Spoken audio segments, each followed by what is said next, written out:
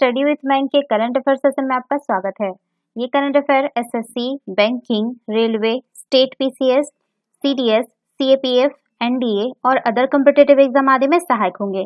आज की डेट है 7 नवंबर 2020। तो चलिए आज का करंट अफेयर शुरू करते हैं। आज का पहला प्रश्न है, हाल ही में अंतर संसदीय संघ का नया अध्यक्ष किसे चुना गया? Option A Marlon Samuels, option B Demol Pacheco, option C Don Talbot, option D Kevin Spacey. देखिए, पुर्तगाल के सांसद Duarte Pacheco Inter Parliamentary Union के नए अध्यक्ष चुने गए हैं। जो नया अध्यक्ष होता है वो इस संगठन का राजनीतिक प्रमुख होता है और इस संगठन की समस्त गतिविधियों को निर्देशित करता है और इसकी सभी बैठकों की अध्यक्षता करने के साथ साथ वैश्विक आयोजनों और समारोह में आईपीयू के प्रतिनिधि के तौर पर शामिल होता है।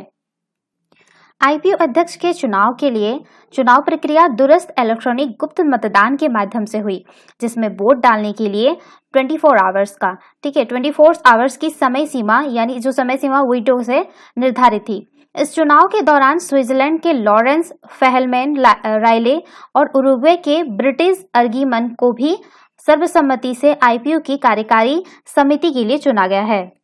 आपको बता दें कि आईपीयू के जो अध्यक्ष होते हैं उनका जो कार्यकाल होता है वो 3 वर्ष का होता है। ठीक है, बात करें आईपीयू के बारे में तो आईपीयू, जिसका आपको मुख्यालय पता होगा, जिनेवा में है। ठीक है, जिनेवा स्विट्जरलैंड में है और राष्ट्रीय सांसदों का एक वैश्विक संगठन है। आईपीयू की जो स्थापना है वो 1889 में दुनिया के पहले बहुपक्षीय राजनीतिक संगठन के तौर पर की गई थी, जिसका उद्देश्य सभी राष्ट्रों के बीच संवाद और सहयोग को प्रोत्साहित करना था। इंटर पार्लियामेंट्री यूनियन लोकतंत्र को बढ़ावा देती है और संसद को युवा, मजबूत, लिंग संतुलित और अधिक विविध बनाने में मदद करती है। वर्तमान में अगर बात करें तो आईपीयू में 13 क्षेत्रीय संसदीय निकाय और 179 राष्ट्रीय संसदों के सदस्य शामिल हैं। तो इसका सही आंसर होगा ऑप्शन बी, ड्यूआर्टे पेचेको। चलिए नेक्स्ट क्वेश्चन पे चलते हैं। हाल ही में कौन से शहर ने कोरोना संक्रमण का फैलाव रोकने और प्लास्टिक कचरे से निपटने के लिए प्लास्टिक न लाओ मास्क ले जाओ पहल शुरू की है? Option A Indore, option B Lucknow, option C Bhopal, option D Dehradun. देखिए, हाल ही में देहरादून नगर निगम ने कोरोना संक्रमण का फैलाव रोकने और प्लास्टिक कचरे से निपटने के लिए एक नई पहल शुरू की है, जिसका नाम है प्लास्टिक लाओ मास्क ले जाओ। पहल के तहत देहरादून नगर निगम द्वारा अब तक प्लास्टिक कचरे के बदले में कुल 5000 मास्क वितरित किए गए हैं। इस पहल से लोगों में प्लास्टिक कचरे के विरुद्ध जागरूकता बढ़ेगी और लोगों को मास्क के उपयोग हेतु भी जागरूक किया जा सकेगा। इस पहल के तहत देहरादून नगर निगम के कार्यालय के बाहर एक स्टॉल स्थापित किया गया है, जहां से प्लास्टिक के कचरे के बदले मास्क प्राप्त किया जा सकता है। भविष्य में इस प्रकार के स्टॉल देहरादून के अन्य स्थानों पर भी स्थापित किए जाएंगे। तो इसका सही आंसर होगा ऑप्शन डी, देहरादून। चलिए नेक्स्ट क्वेश्चन पे चलते हैं। हाल ही में किस भारतीय राज्य या केंद्र शासित प्रदेश ने फोर्टिफाइड चावल के वितरण की योजना लॉन्च की है? Option A Rajasthan, option B Tamil Nadu, option C Gujarat, option D Chhattisgarh. देखिए, छत्तीसगढ़ के मुख्यमंत्री भूपेश बघेल ने हाल ही में सार्वजनिक वितरण प्रणाली के माध्यम से फोर्टिफाइड चावल के वितरण की योजना लॉन्च की है। यह योजना, जिसे राज्योत्व दिवस पर शुरू किया गया था, का उद्देश्य कुपोषण और एनीमिया को कम करने में मदद करना है। फोर्टिफाइड चावल आयरन, विटामिन B12 और फोलिक एसिड समृद्ध फोर्टिफाइड चावल कर्नेल का मिश्रण है। तो इसका सही आंसर होगा ऑप्शन डी, छत्तीसगढ़।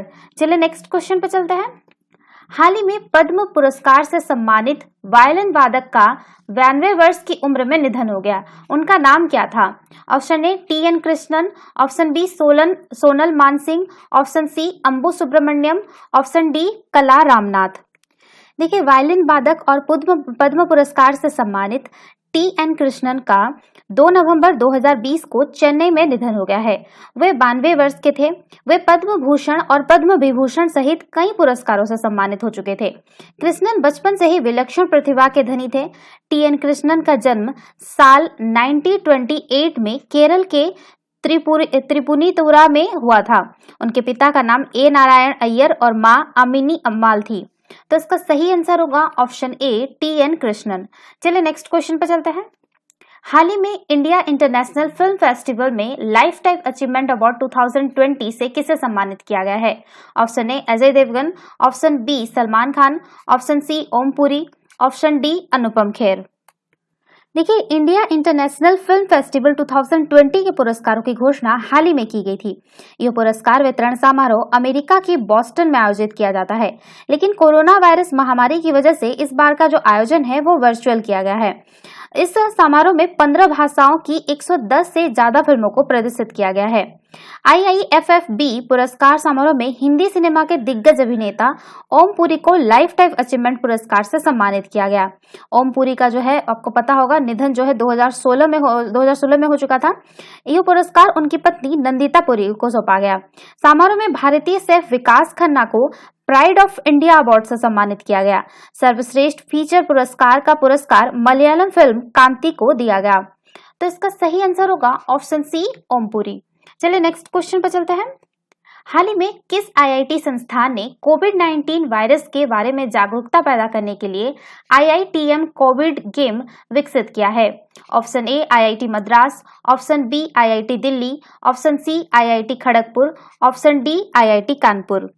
देखिए, IIT मद्रास ने कोविड-19 वायरस के बारे में जागरूकता पैदा करने के लिए IITM कोविड गेम विकसित किया है। यह गेम मुख्य रूप से बच्चों पर केंद्रित है। यह गेम एक ब्राउजर आधारित सॉफ्टवेयर है और इसे किसी भी डिवाइस पर खेला जा सकता है। यह 12 विभिन्न भारतीय भाषाओं जैसे संस्कृत, तमिल, कन्नड़, तेलुगु, ओडिया, मराठी, मलयालम, हिंदी, गुजराती, बांग्ला, असमिया और पंजाबी में उपलब्ध है। तो इसका सही आंसर होगा ऑप्शन ए IIT मद्रास। चलिए नेक्स्ट क्वेश्चन पे चलते हैं। हाल ही में राजस्थान और कौन से राज्य सरकार ने कोरोना वायरस का हवाला देते हुए दिवाली पर होने वाले पटाखों की बिक्री और आतिशबाजी पर प्रतिबंध लगाया है?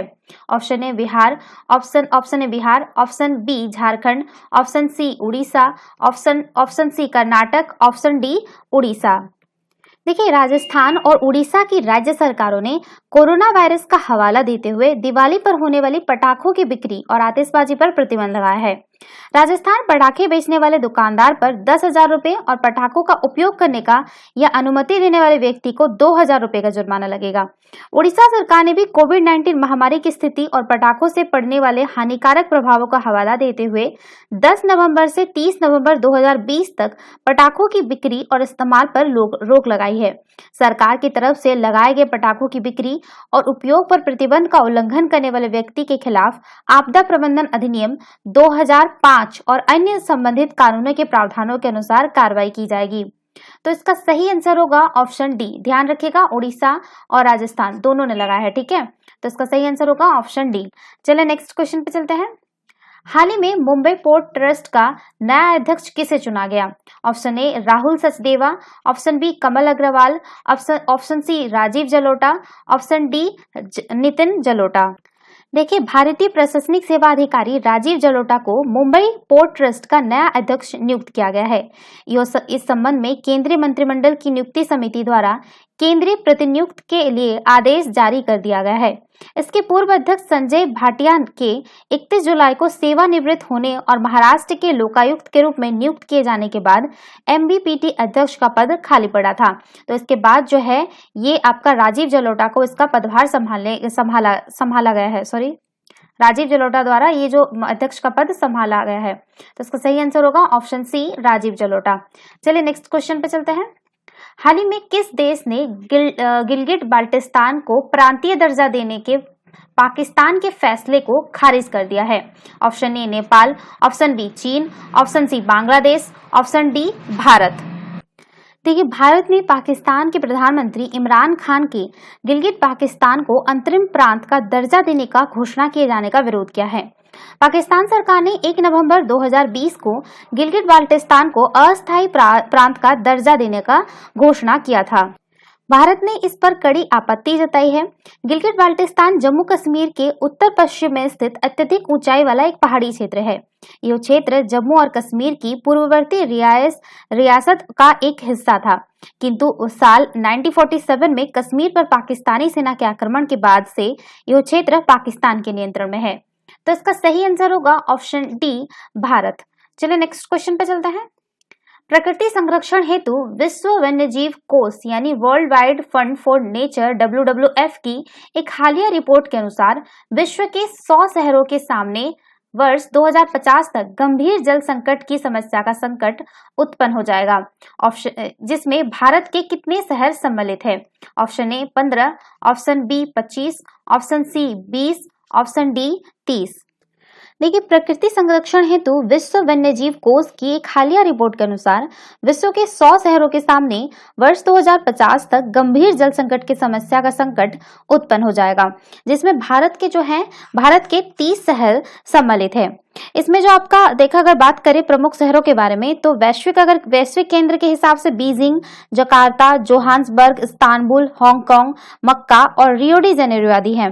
भारतीय शहर में आपका जयपुर, इंदौर, ठाणे, श्रीनगर, राजकोट, बेंगलुरु आदि इसमें शामिल है। चिन्हित शहरों में गंभीर जल संकट का प्रमुख कारण इनकी आबादी में होने वाली नाटकीय वृद्धि है। इन शहरों की आबादी वर्ष 2020 की 17% की तुलना में वर्ष 2050 तक 51% होने वृद्धि का अनुमान लगाया गया है।